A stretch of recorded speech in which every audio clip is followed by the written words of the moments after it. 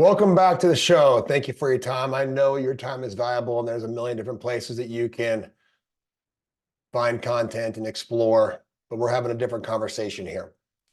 And so I appreciate you being here and listening with me. I really want to encourage you to engage with what I'm talking about here in a way that starts conversation and we begin to explore. Whether you reach out to me or you talk with others, I think it's time for us to really clearly evaluate ourselves from a different place than we ever have before. There's a problem in our culture that we're not addressing as much as we should be. And there's currently something that we're doing that is obviously not working.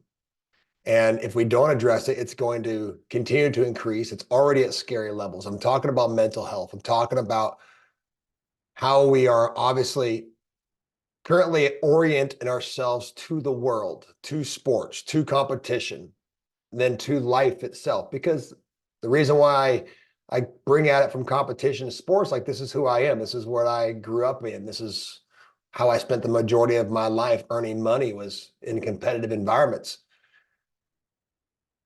And I love competition. I love sports. But yet I have found myself questioning whether or not we are making it as healthy as an environment as it possibly can be for people. And the numbers don't lie. The anxiety and depression numbers don't lie. The suicide rates don't lie. Mental health in itself is something, if we continue to avoid and deny that it's becoming a problem and an issue, then it's going to continue to increase. We got to learn to address it in a new and different way. We got to have some different way of looking at our mental health and approaching life in general, approaching our individual lives, approaching sports in a new and different way.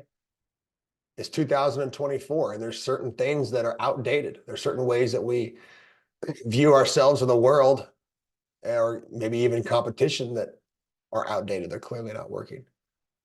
So I want to make sure you understand, I'm not villainizing sports or competition. Competition is primal. It's absolutely necessary. I love sports. I work in sports. I work with athletes. I work with teams. And I want to have a conversation to explore how we can do it different, how we can get better at what we're currently doing, and not just continuously think that what we have always done is working, because it's clearly not. And it's not about more grit or more discipline, right? It's just a different age. So here's the reality of what's being experienced, that there is at least a 10% increase in diagnosed depression in the last 8 years.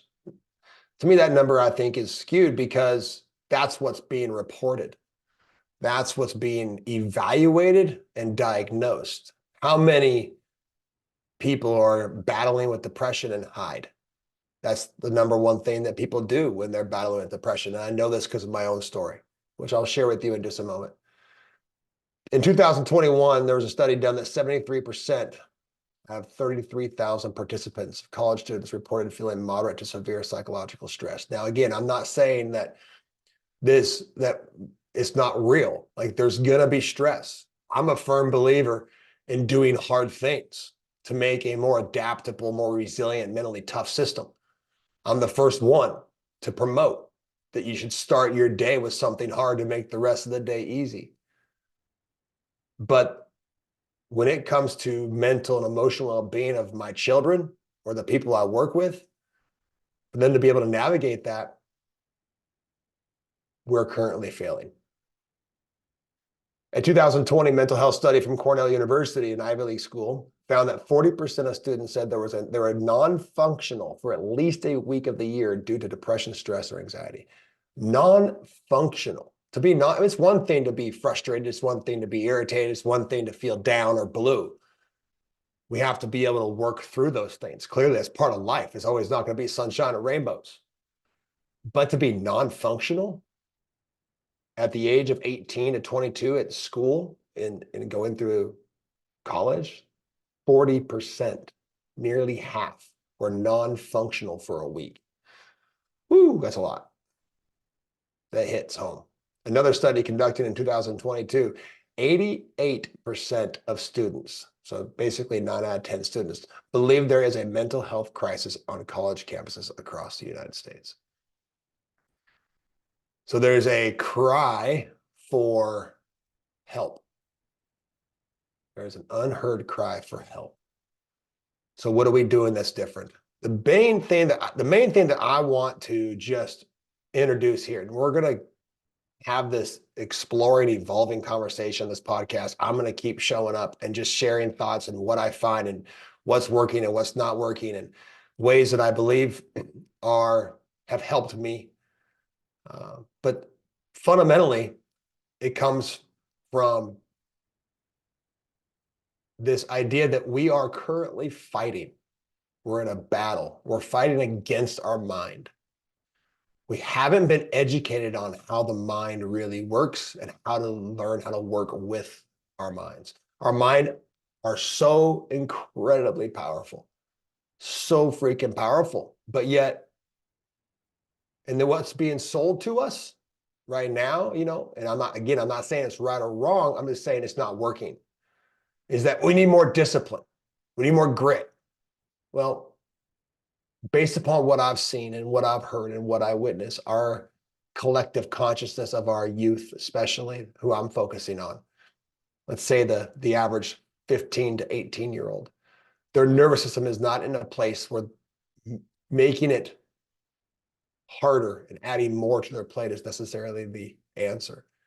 That maybe a level of simplification needs to take place, but to learn how to work with your mind and not fight against it, to not resist it. Resistance is absolutely necessary for growth. And yes, we have to learn how to train our systems to be able to be okay with being bored in one moment and do something hard in the next, and to learn how to traverse those ends of the spectrum.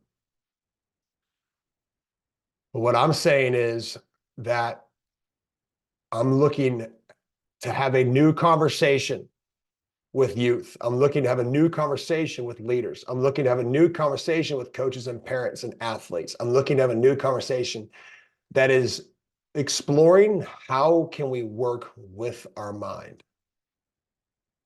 rather than fighting or resisting against it. And it's a conversation that has to happen, because if we don't change what we're doing, we continue to do what we're currently doing, those numbers will continue to increase.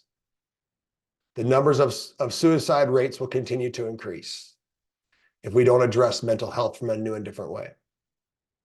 And the age is also decreasing, which means that the people who are in a spot where they feel no other way out are getting younger, which I don't know about you, but it absolutely breaks my heart. As somebody who spent a good portion of their life, at least 20 years of my life, in a depressed, anxious state, riding those roller coasters.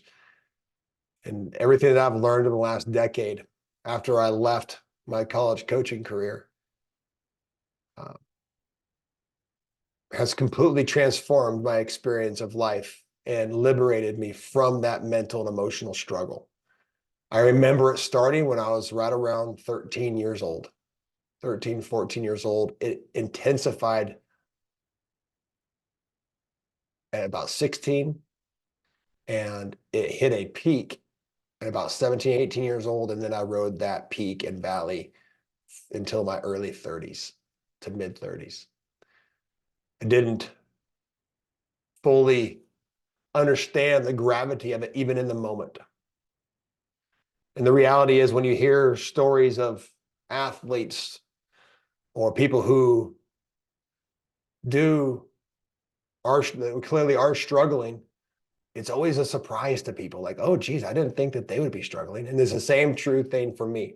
If you would have known me at that age, you probably didn't know. My wife didn't even know for the first handful of years of our marriage that I was in a dogfight with my mind, fighting and resisting against it. And I was disciplined. I was tough. I worked hard. I earned everything that I was given. I did all the things that we hear motivational people telling us we need to do. I did them all. I chose to work out on Friday afternoon when all my friends were going to the lake. I worked out on weekends when everybody else was resting. I trained, I pushed, and yet I still struggled. So clearly it didn't work for me. And it's not working for our current society, our youth. And I'm not saying, again, I'm going to tell you, I'm a firm believer in doing hard things. I wake up in the morning, I do something hard every single day. Right? I teach this to my children. But the main thing we have to understand is learning how to work with our mind in a way that we are no longer fighting against it. We learn to cooperate with ourselves. And the reality is the outcome of this becomes one where we are able to compete at a much higher level because we're using the power of our mind. We're using our mental faculties.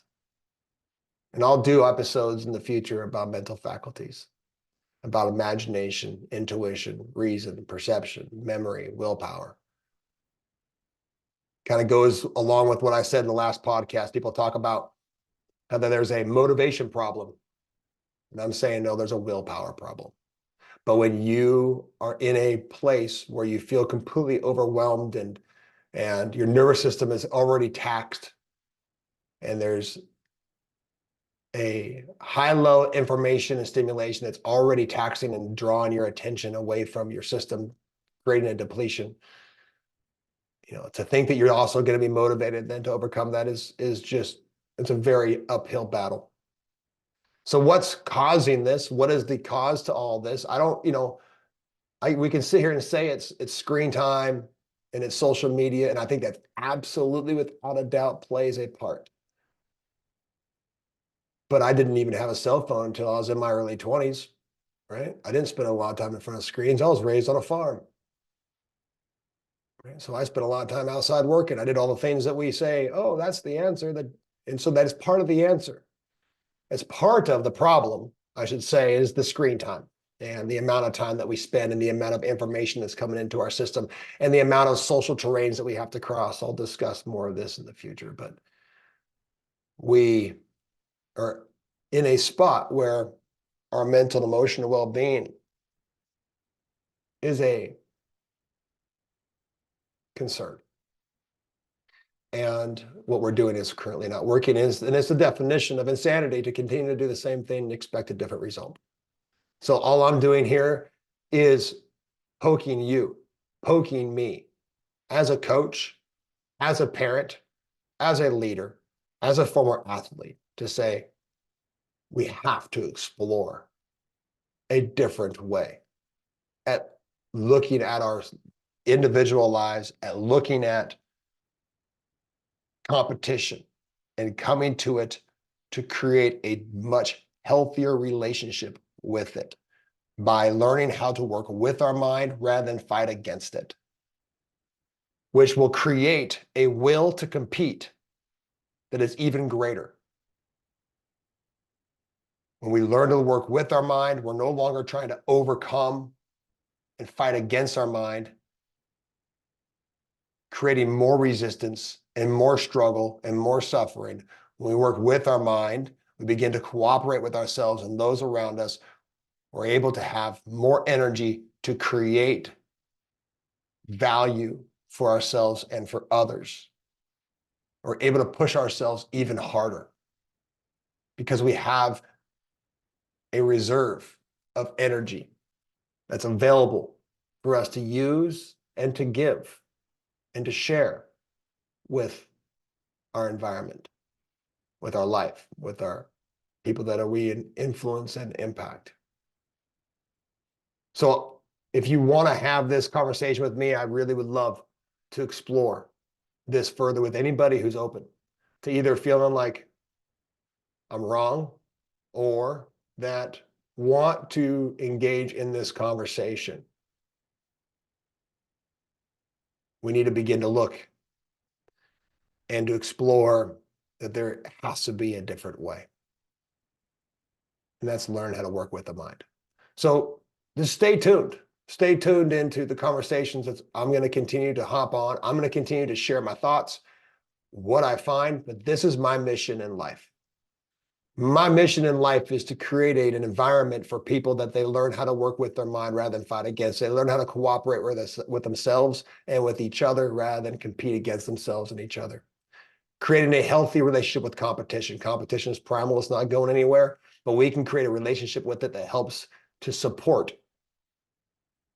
our individual self-concept and those around us, that unlocks a will to compete that is unmatched, that is uncommon. Unmatched and uncommon. So this is the journey that I'm on, and this is what we're going to explore on this podcast, and I'm going to have people on to talk about it, and I'm just going to have, do interviews with people to find out what makes them tick and just to learn. And so I'm excited to be on this journey with you.